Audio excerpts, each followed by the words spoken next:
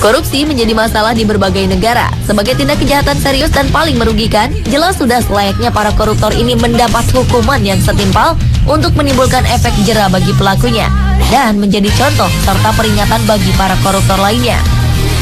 Untuk mengatasinya, masing-masing negara memiliki berbagai cara dan sanksi. Ada yang hukumannya cukup ringan, hanya beberapa tahun saja di penjara, seperti di Indonesia. Ada juga yang tidak segan untuk memberi hukuman mati bagi para pencuri uang negara seperti yang diberlakukan di Cina.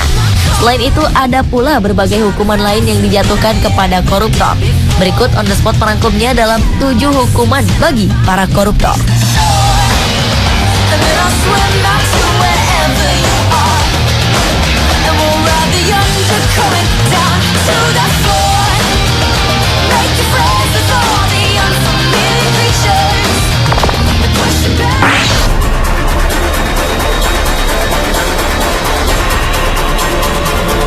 Ulah demonstran Ukraina ini menjadi perhatian dunia.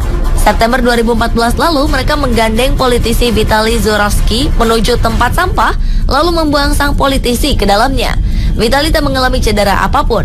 Namun, perasaan politisi ini terguncang hebat setelah sekelompok demonstran melemparnya ke tempat sampah besar di luar gedung parlemen Kiev. Awalnya, Vitaly berpakaian rapi, mengenakan kemeja putih dibalut jas hitam, menenteng tas kerja berwarna gelap, berjalan melewati kerumunan para pendemo. Video lainnya menunjukkan sekelompok pria berteriak ke arahnya, lalu melemparnya ke tempat sampah dengan bagian kepala terlebih dahulu. The emotions are running high because Parliament was set to vote on a vetting law, an anti-corruption, it's called lustration law, which people hope will be able to. Saat Vitaly meminta massa tenang, sebuah ban bekas dilempar ke dalam tempat sampah dan mengenai kepalanya. Seorang demonstran memegangi kepala Vitaly, mencegahnya agar tidak melarikan diri dari tempat sampah. Vitaly adalah mantan anggota partai mantan Presiden Viktor Yanukovych yang dilengsarkan paksa Februari lalu setelah menolak menandatangani Fakta Uni Eropa yang memicu protes di seluruh negeri. Ia juga tidak populer di kalangan pemilih setelah ia mengusulkan tindakan keras terhadap legislator anti pemerintah. Ia disebut-sebut sebagai politisi yang korup dan menjadi rezim pro-Rusia.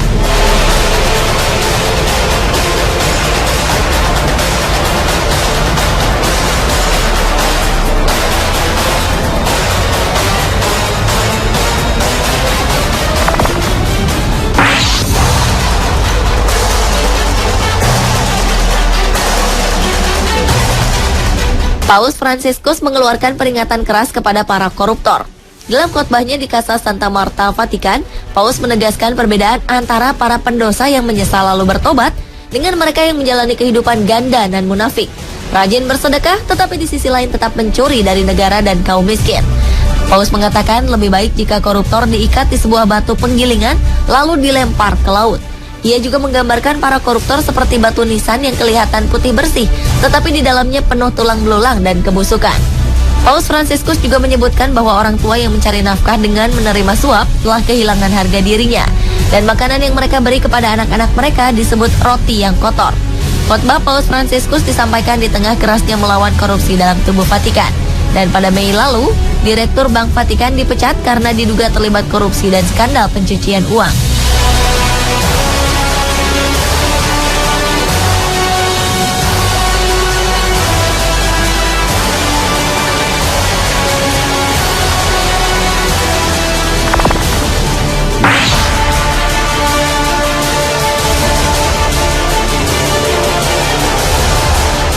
Lebih dari 900 orang termasuk para pejabat tinggi Malaysia yang dihukum karena kasus korupsi telah dicantumkan pada situs pemerintah. Para pelaku dipampang lengkap dengan foto-foto data pribadi dan sejarah kasus para pelaku. Database para pelaku korupsi dalam bahasa Melayu dan Inggris dipublikasikan di portal resmi Komisi Anti Korupsi Malaysia, MACC, untuk mengingatkan semua orang untuk tidak menerima atau memberi suap. Profil para pelaku korupsi dan suap ini mulai dibuat pada 1 Januari 2010 dan terus diperbaharui setiap 3 tahun sekali. Sebagian para pelaku korupsi tercatat sebagai politisi, pegawai negeri, pengusaha, wira swasta, ataupun anggota masyarakat biasa. Kronologis kasus setiap pelaku dicantumkan secara lengkap dan detail, termasuk besaran dana yang dikorupsi.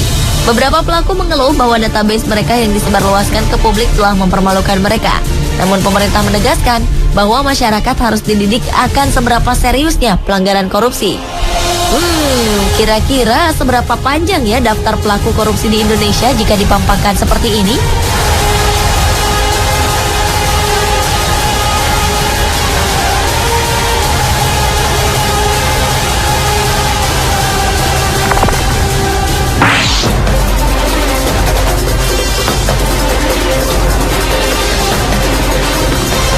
Stasiun televisi pemerintah Korea Utara menayangkan gambar seorang pemimpin berpengaruh dibawa keluar dari ruang rapat setelah dicopot dari jabatannya. Jang Song-taek, paman dari pemimpin Kim Jong-un, dibawa oleh pengawal berseragam dari rapat. Kantor berita resmi Korea Utara menyebutkan Jang dicopot dari jabatannya karena melakukan tindakan kriminal termasuk korupsi.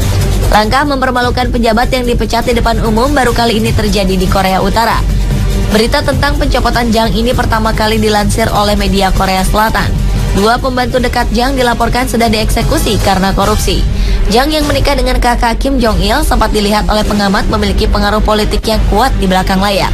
Ia memegang jabatan kunci di Partai Komunis serta Komisi Pertahanan Nasional, dan pengaruhnya semakin meningkat setelah Kim Jong Un berkuasa.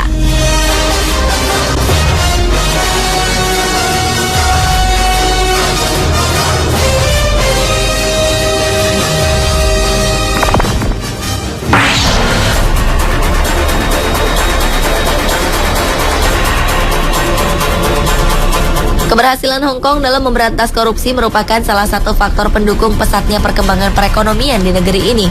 Pada tahun 1960-an, negara ini termasuk negara paling korup dan terparah di dunia.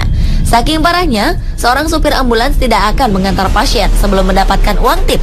1973, negara ini mengambil langkah berani. Tanpa kecuali, seluruh polisi, hakim, dan jaksa dipecat, kemudian membentuk Komisi Pemberantasan Korupsi yang dinamakan Independent Commission Against Corruption. Sejak awal terbentuk, lembaga ICAC tidak pernah pandang bulu dalam memberantas korupsi, baik kasus korupsi besar maupun kecil. Selain menerapkan hukuman mati bagi para koruptor, pemerintah juga menciptakan efek malu dengan menangkap koruptor di muka umum.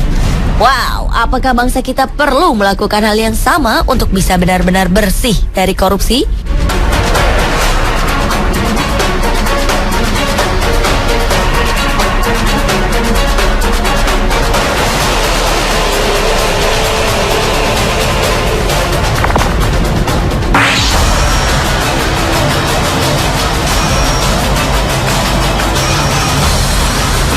Tokoh politik ternama Cina, Bo Xilai, diusir dari negaranya karena skandal korupsi yang dilakukannya. Mantan pemimpin Partai Komunis ini dianggap telah mempermalukan seluruh negara dengan tindakannya. Selain diadili, ia juga tidak akan menerima penghargaan sebagai mantan orang tertinggi di Partai Komunis. Bahkan keberadaannya akan dihapuskan karena keterlibatannya dalam skandal terburuk yang terjadi dalam beberapa dekade. Tak hanya korupsi, dengan kekuatan yang dimilikinya, ia juga sempat melindungi istrinya, Gu Kailai, dari tuduhan pembunuhan warga Inggris. Akhirnya istri Bo ini dikenai hukuman mati karena membunuh warga Inggris Neil Heywood. Pengusaha asal Inggris ini ditemukan tewas pada November lalu di Chongqing, kota yang dipimpin oleh Bo. Kasus ini terungkap lewat salah satu pegawai Bo yang membeberkan semuanya.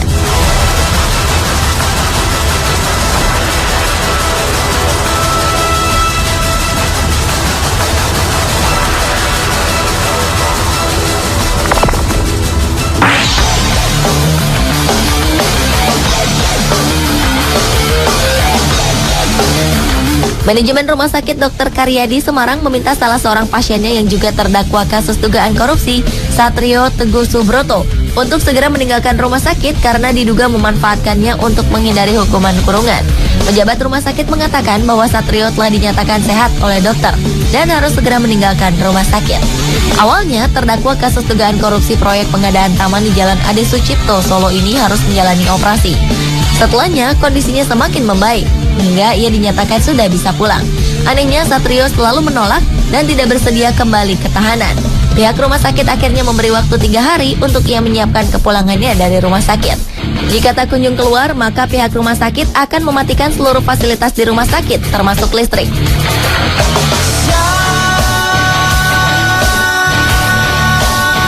Pemirsa, itulah 7 hukuman bagi para koruptor versi On The Spot.